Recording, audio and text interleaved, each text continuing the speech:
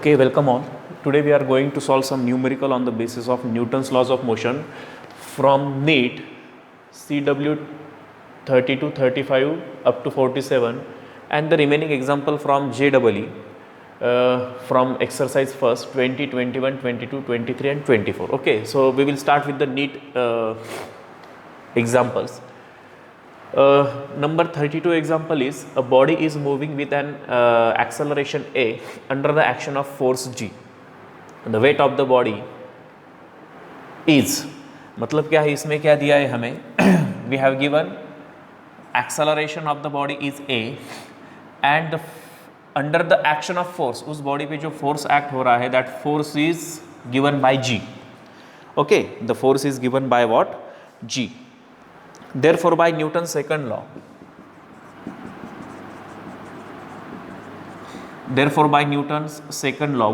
what is Newton's second law? F is equal to ma. Therefore, we will replace F by G because force under the action of G and A as A. Therefore, G is equal to m into A. Therefore, from this equation we get m is equal to G upon A. Okay, now tell me what is the definition of weight? किसी भी body का wait क्या होता है? We know weight of the body is equal to mass of the body into acceleration due to what? Gravity. This is the definition of weight. You know the difference between mass and weight. Weight is nothing but how much the pull of gravitational towards the center of the earth. कोई भी body जिस force से pull होती है towards the centre of the earth, that is called as weight. Therefore weight is equal to mass into acceleration. So mass कितना आया अभी इस डेटा के ऊपर से? मास आया g upon a into acceleration due to gravity क्या होती है? g. Therefore g into g it becomes g square by a and the option is number 3 option. This kind of weight of the body should be there if the body is moving with acceleration A under the action of force G. Now number 35 is which law of Newton is called the law of equilibrium. इस equilibrium के बारे में हम काफ़ी example भी आगे solve करने वाले हैं. तो what is mean by equilibrium?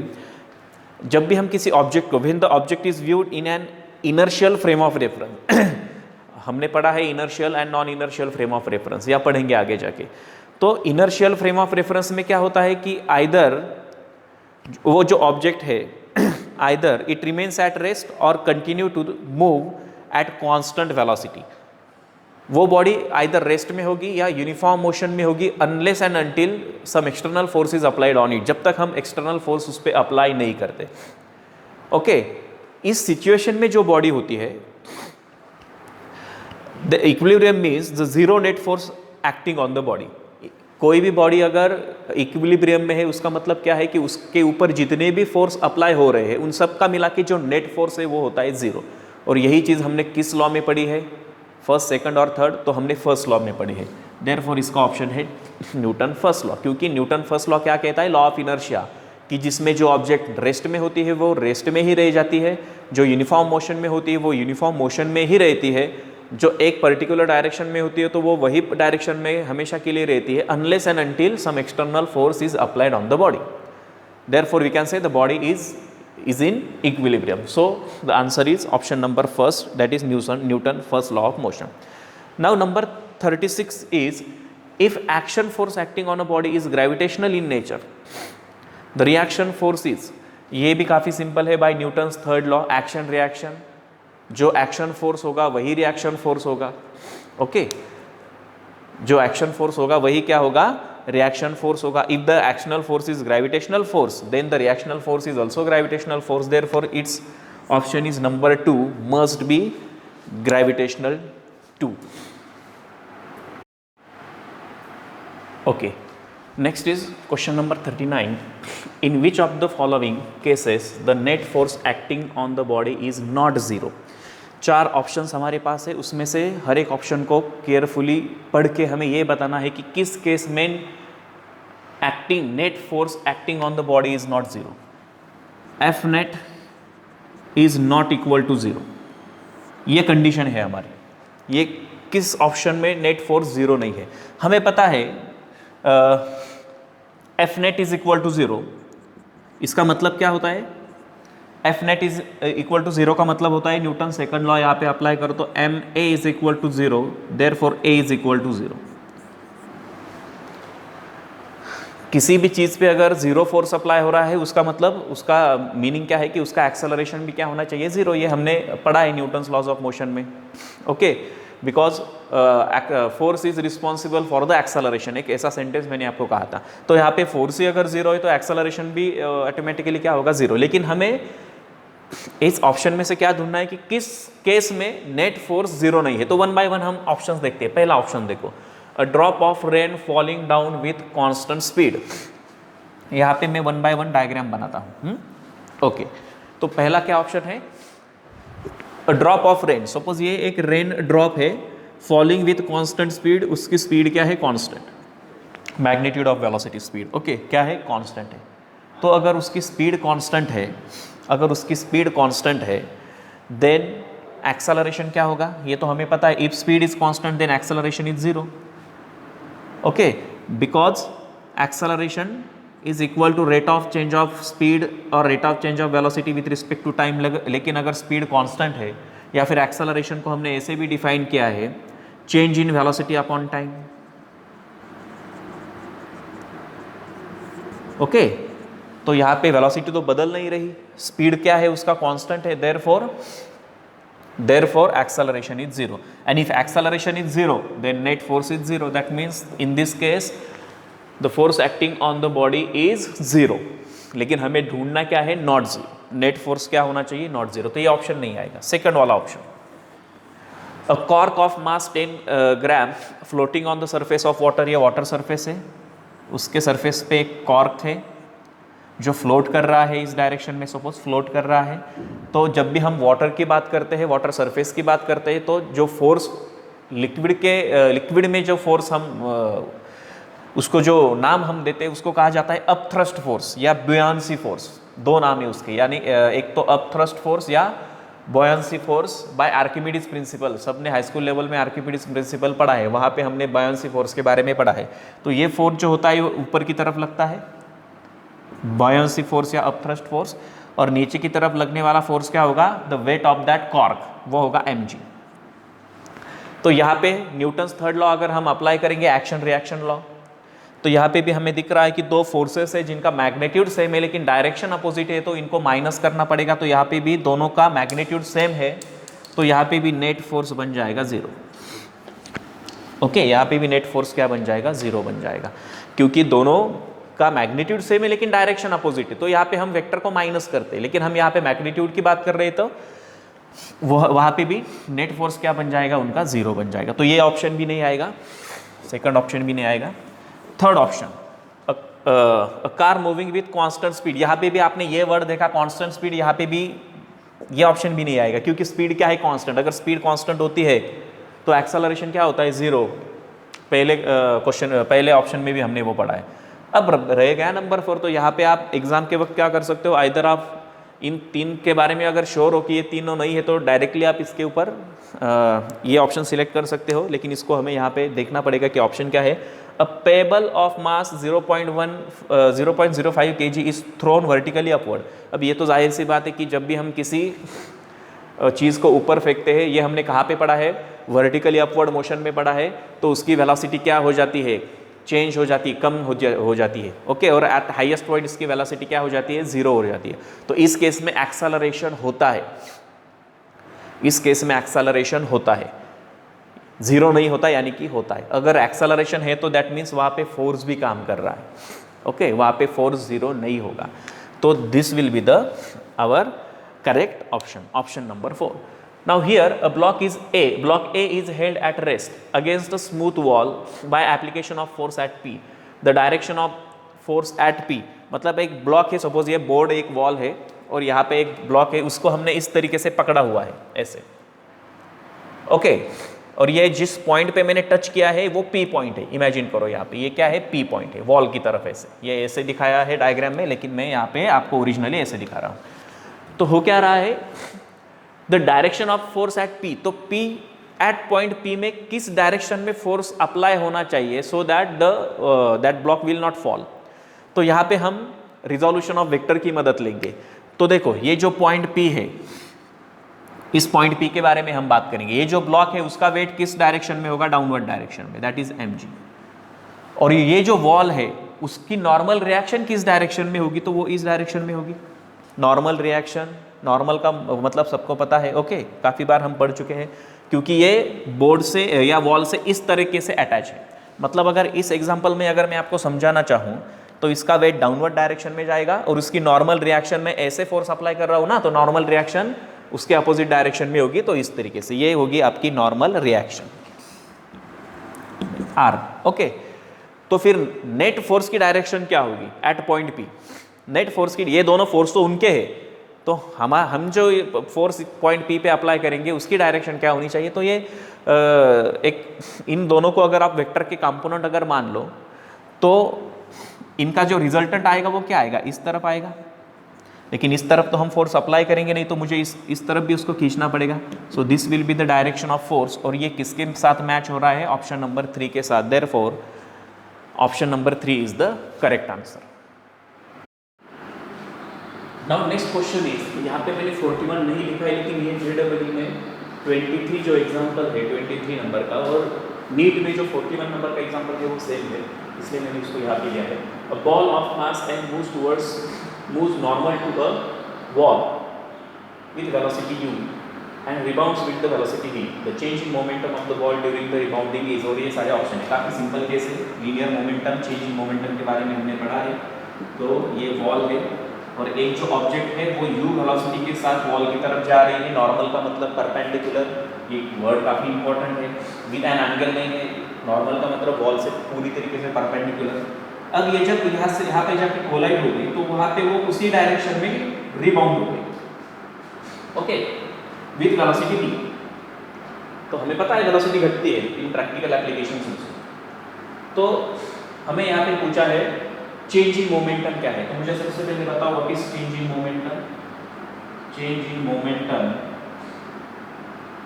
Momentum is nothing but is equal to final momentum minus initial momentum. ये हमने पढ़ा है। मोमेंटम का मतलब क्या होता है, मास इनटू वेलोसिटी। तो फाइनल मोमेंटम क्या उसका मास तो m है, मास नहीं बदलेगा, तो m इंटू वी बन गया final momentum. That means momentum after collision mv minus, okay. अब यहाँ पे थोड़ा सा साइन कन्वेंशन का भी हमें यहाँ पे क्या करना पड़ेगा, थोड़ा सा इस्तेमाल करना पड़ेगा। साइन कन्वेंशन का इस्तेमाल कैसे करना पड़ेगा, अगर आप इस डायरेक्शन को पॉजिटिव लेते हो, हम लेते हैं पॉजिटिव एक डायरेक्शन, तो इस डायरेक्शन को आपको निगेटिव लेना पड़ेगा। तो यहाँ पे ये बन जाएगा माइनस, क्योंकि ये निगेटिव डायरेक्शन है ना, निगेटिव ऑफ एक्स एक्सिस, ये पॉजिटिव ऑफ एक्स एक्सिस, ये negative of X axis. Sign convention का इस्तेमाल हम करते हैं काइनेमेटिक्स के न्यूमेरिकल सॉल्व करते हैं। माइनस, ये वाला माइनस यहाँ पे आ गया। इनिशियल मोमेंटम क्या है इसका, mu, mass into velocity mu, और इसकी डायरेक्शन क्या है, प्लस है, पॉजिटिव है, तो इसको हम पॉजिटिव लेंगे। ये कौन सा माइनस है, ये फॉर्मूला वाला माइनस साइन, और ये प्लस आ गया। ये फॉर्मूला वाला माइनस साइन नहीं है, ये फाइनल मोमेंटम की डायरेक्शन है। Therefore it will becomes minus n को कॉमन अगर हम निकालेंगे और माइनस को भी अगर कॉमन निकालेंगे, तो दोनों को कॉमन निकालना है। माइनस दो बार है तो माइनस को भी कॉमन निकालो, n दो बार है तो n को भी कॉमन निकालो, तो बीच में ब्रैकेट में क्या बचेगा, v प्लस प्लस बचेगा। तो देखो माइनस से मल्टीप्लाई करके देख लो, ये स्टेप्स आ जाएगी, ये स्टेप आ जाएगी ऊपर वाला। तो कौन सा ऑप्शन आना चाहिए, तो v प्लस u तो फिक्स है, मतलब ये ऑप्शन होना चाहिए या ये ऑप्शन होना चाहिए। अब यहाँ पे निगेटिव साइन कहीं पे नहीं है, तो ये निगेटिव साइन क्या इंडिकेट करता है, यहाँ पे negative sign indicates that the direction of the momentum is in negative direction. That means what, away from wall, क्योंकि निगेटिव डायरेक्शन क्या है, अवे फ्रॉम वॉल, तो यही डायरेक्शन होगी ना, अवे फ्रॉम वॉल होगी, यानी कि negative direction. Therefore third option is correct.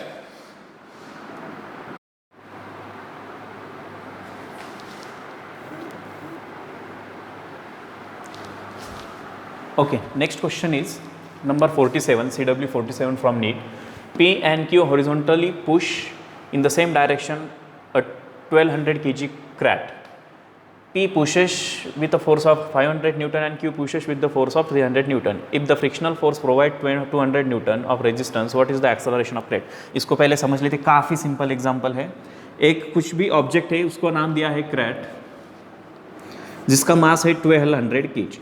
इसको क्या हो रहा है कि P एक इंसान है और Q भी एक इंसान है, दोनों इसको पुश कर रहे हैं। ये P है और एक Q है।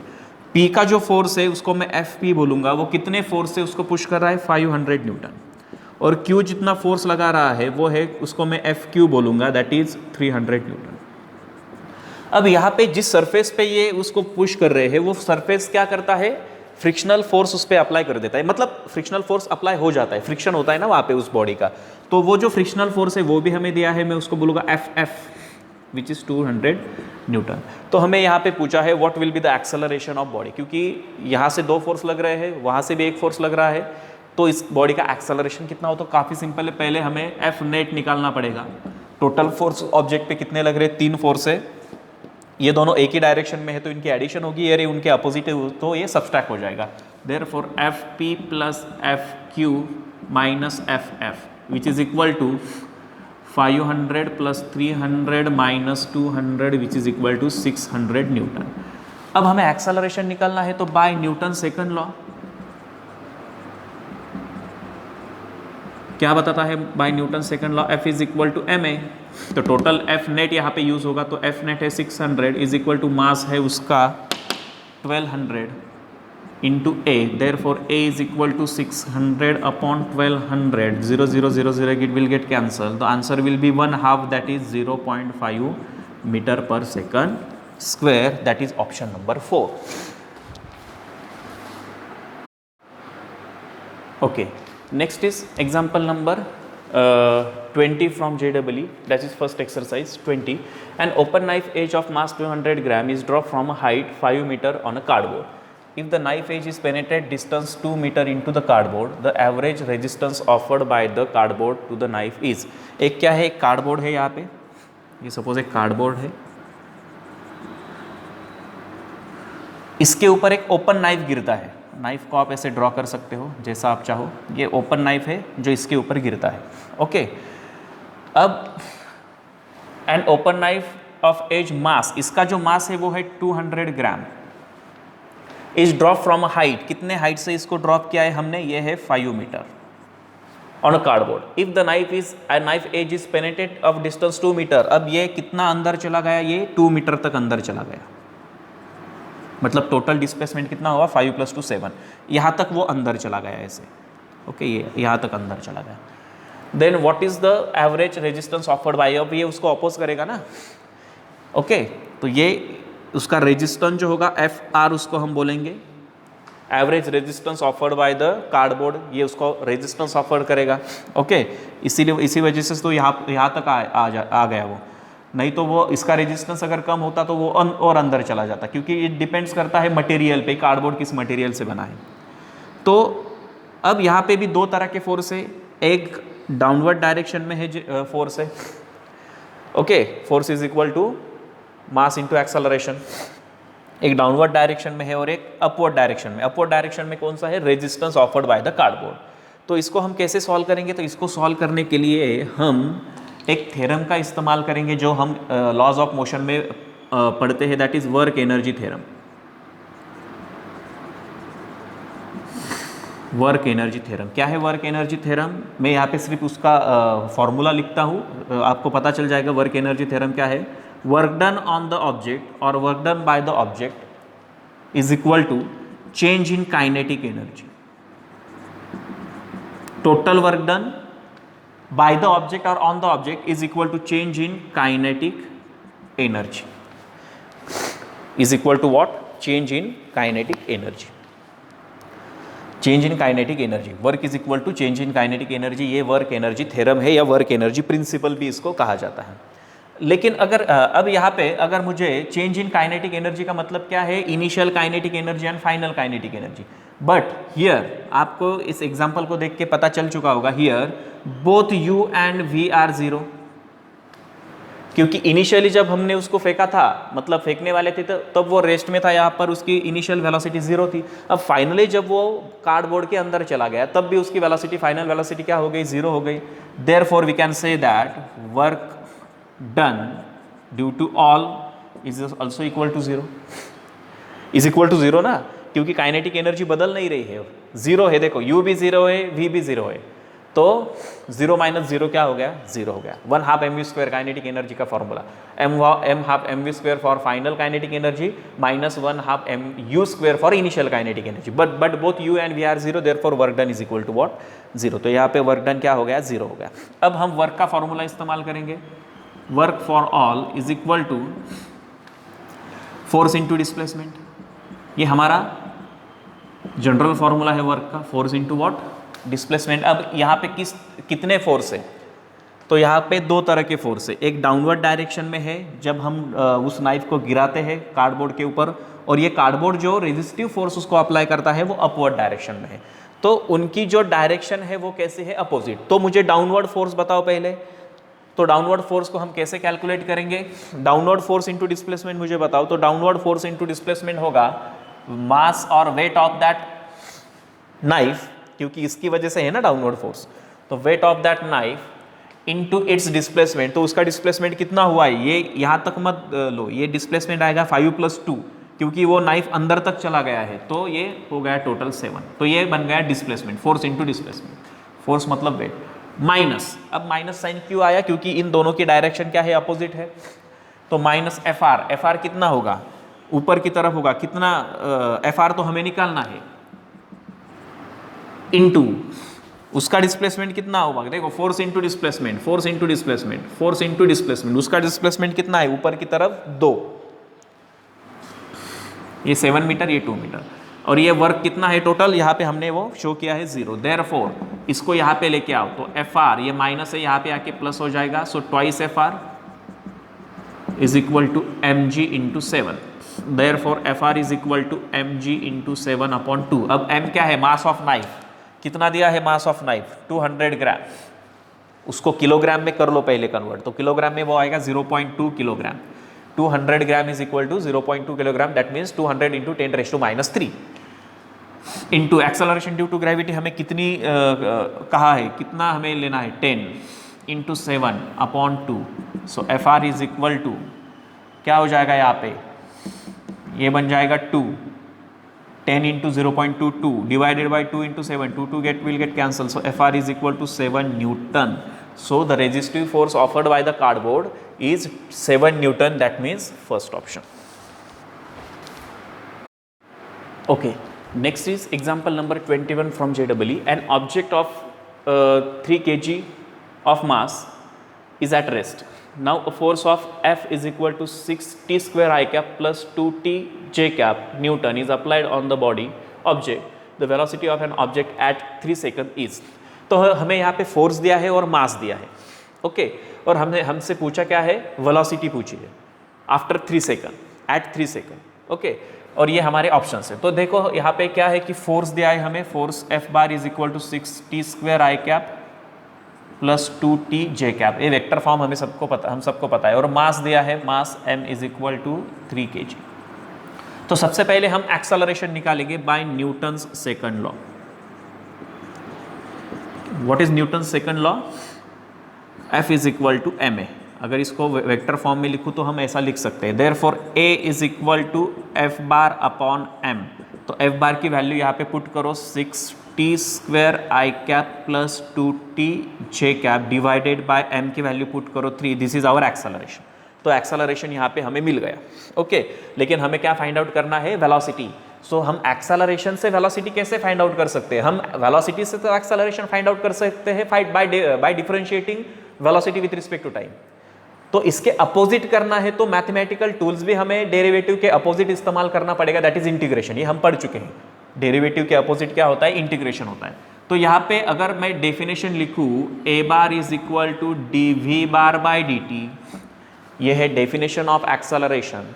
तो इसके अपोजिट मुझे अगर वेलोसिटी निकालनी है, एक्सेलरेशन पता है तो मुझे इंटीग्रेट करना पड़ेगा। तो मैं यहाँ पे क्या कर सकता हूँ, dv bar is equal to, यहाँ पे मैं इसको यहाँ पे भेज देता हूँ, a bar of into dt by integrating,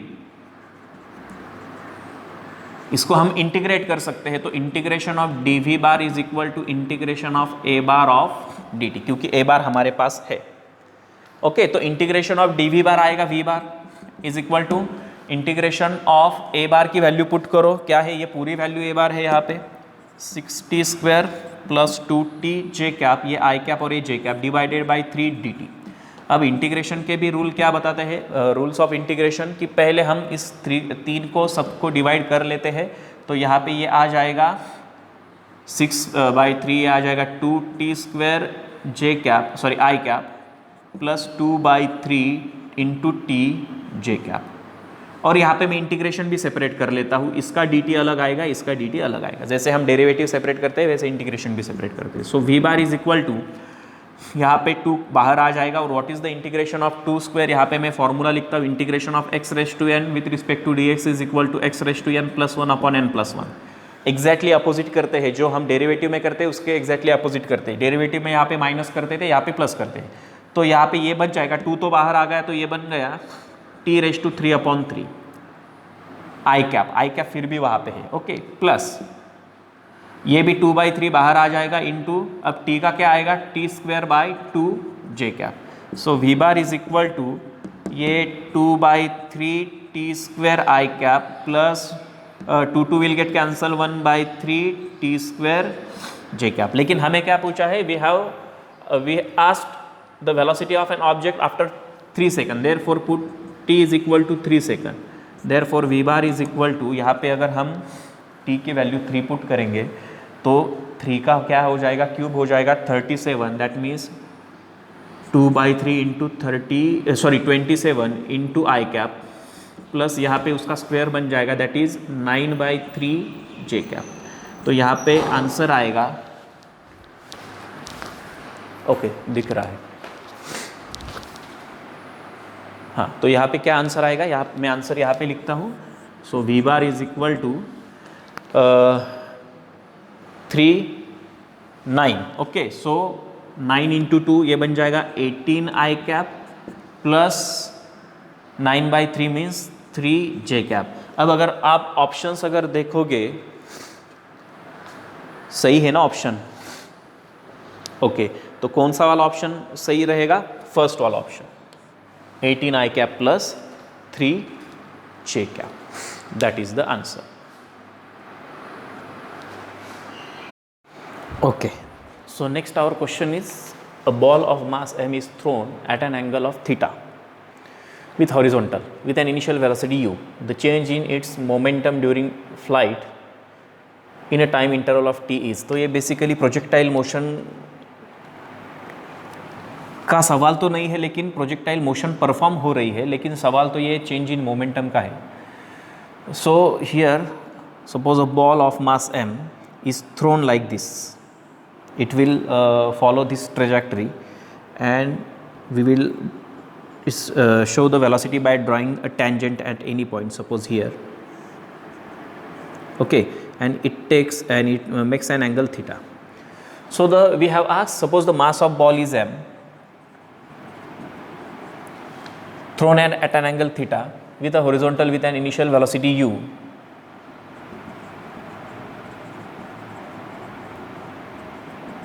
okay, and time interval t. Then the change in momentum, what is change in momentum?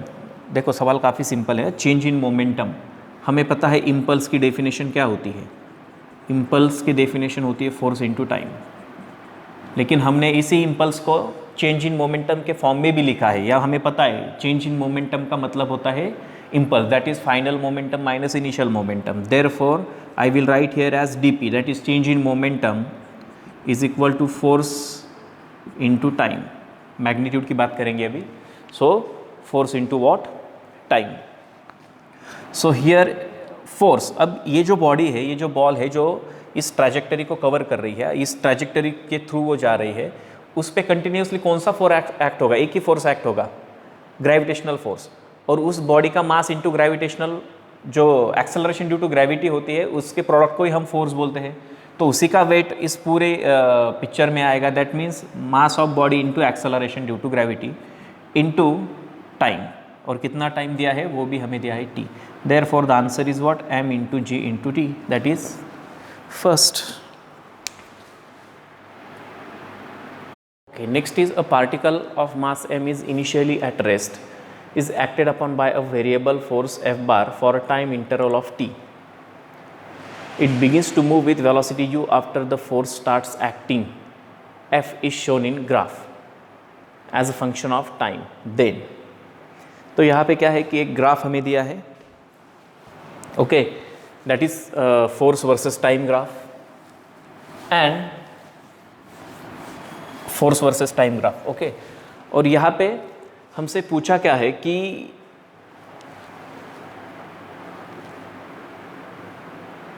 it begins to move with velocity u after the force starts acting. Okay, f is shown in the graph as a function of time. Then ये जो options है इसमें से कौन सा option क्या है correct है। तो हम यहाँ पे बात कर रहे हैं एक ग्राफ की बात कर रहे हैं, that is force versus time. तो फोर्स वर्सेस टाइम ग्राफ जो होगा वो हमें बेसिकली क्या देगा, फोर्स इनटू टाइम क्या होता है, इम्पल्स होता है, okay. So here again I will write here again force into time. ये जो ग्राफ है ना, अगर हम इसको सॉल्व करेंगे या इस ग्राफ को अगर हम देखेंगे तो हमें फोर्स इनटू टाइम क्या मिलेगा, इम्पल्स मिलेगा। और इम्पल्स को ही हम क्या बोलते हैं, चेंज इन मोमेंटम। तो यहाँ पे here the area under the curve F T, ये जो पूरा एरिया है under this curve, here area under the curve F versus T gives us the change in momentum, that means impulse, because force into time क्या होता है, impulse, और impulse को हम क्या बोलते हैं, change in momentum, gives us change in momentum।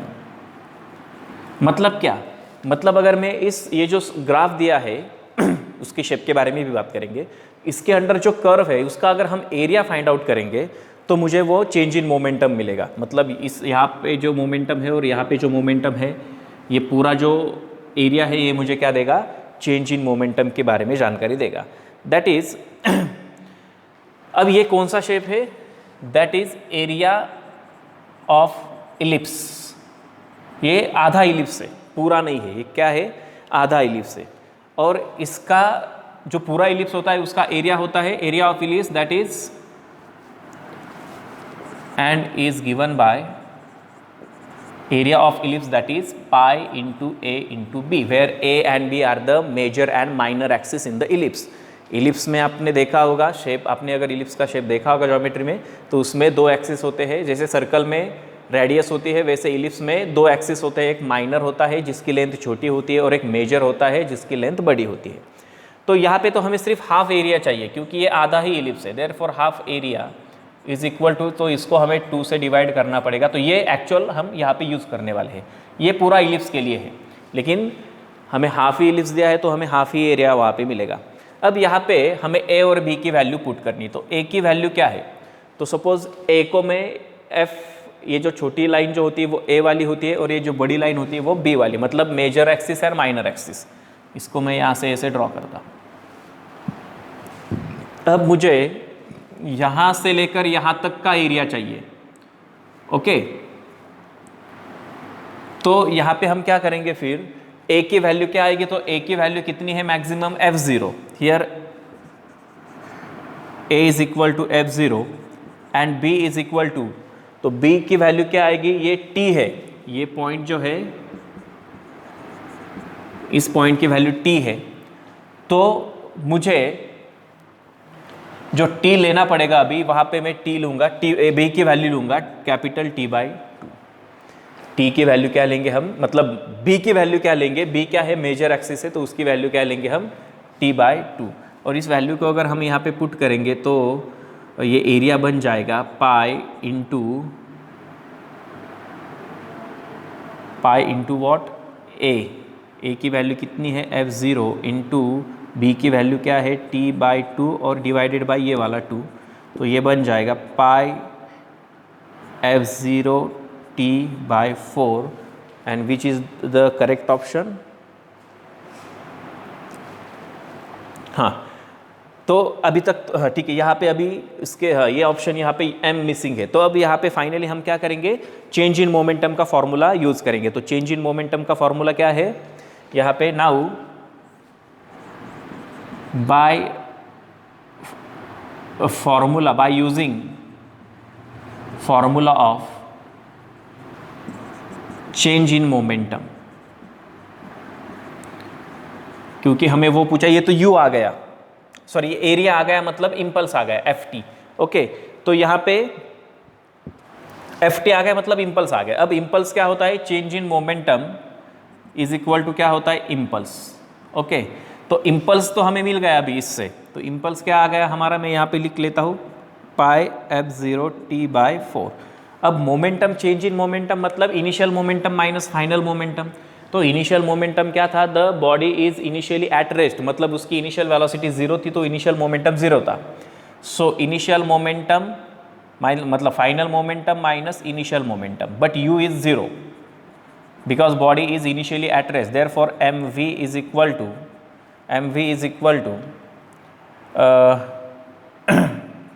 t f0 t, sorry ये t नहीं है शायद, ये क्या है, pi, okay, upon 4, therefore v is equal to, अब यहाँ पे v की वैल्यू आ गई है, उन्होंने u लिखा है तो उसमें उससे ज़्यादा कोई फ़र्क नहीं पड़ता, तो v is equal to m इधर चला जाएगा, पाई f0 t upon 4m, and this will be our option number 3. So in this way we can solve this numerical.